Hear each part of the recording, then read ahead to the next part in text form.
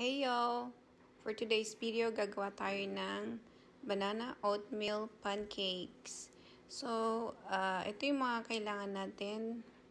2 ripe bananas, 2 eggs, 1 cup of oatmeal, 4 ounces of milk. So, ilagay natin yung oatmeal sa blender.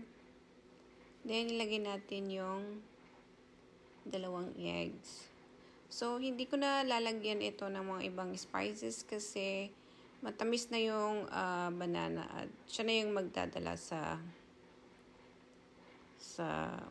lasa. Pero nasa sa inyo rin yan. Pwede kayong maglagay ng cinnamon powder kung gusto nyo lang. Pero sa akin, okay lang ako sa ganito. Ilagay natin yung 4 ounces na milk.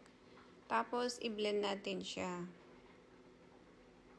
Yan, masarap ito sa samahan ng kape.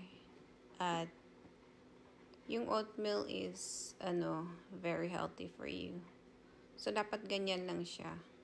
And then napainit ko nga pala yung kawali. So lagyan natin siya ng mantika and then yung na-mix natin na oatmeal with banana.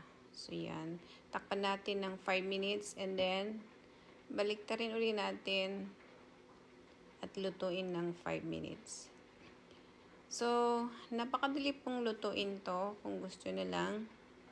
At very healthy.